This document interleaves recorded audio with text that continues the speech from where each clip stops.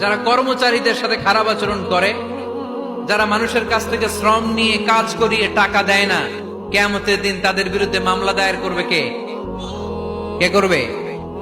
হাদিসে কুদসি সাক্ষী বিষ্ণু ঈসা ইসলাম বলেন, আল্লাহ তাআলা ফরমান, আনা খাসমুহুম সালাসাতুন আনা খাসমুহুম ইয়াউমাল কিয়ামা। তিন শ্রেণীর ব্যক্তির বিরুদ্ধে আল্লাহ বলেন, আমি নিজেই কিয়ামতের দিন মামলা দায়ের করব। I will be against them in the day of judgment.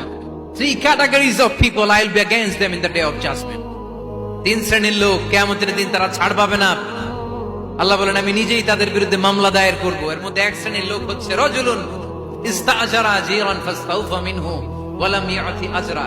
একজন শ্রমিক ভাড়া করে তার কাছ থেকে কাজ নিয়েছে, কিন্তু তার পারিশ্রমিক আদায় করে নাই। এরকম আছে না নাই? দাপট দেখায়। মেহনতি মানুষ, খেটে খাওয়া মানুষ, এদের দোয়া কবুল হয়ে যায়। আতুল আজিরা আজরাহু ক্বাবলা আন ইয়াজিফা আরাকুহু। খবরদার, বিশ্বনবী বললেন, শ্রমিকের ঘাম শুকিয়ে যাওয়ার আগে তাদের পারিশ্রমিক মিটিয়ে দাও। বিশ্বনবীর বিখ্যাত হাদিস, আতুল আজিরা আজরাহু ক্বাবলা আন ইয়াজিফা আরাকুহু। শ্রমিকের ঘাম মাটিতে লাগার আগে, শুকিয়ে যাওয়ার আগে তাদের পারিশ্রমিক মিটিয়ে দাও। কেননা তারা যদি বদদোয়া করে তোমার জীবনকে জাহান্নাম বানিয়ে দিবে কে? বিষ্ণু ঈসা ইসলাম সব সময় খেটে খাওয়া মানুষদেরকে আগলে রাখতেন।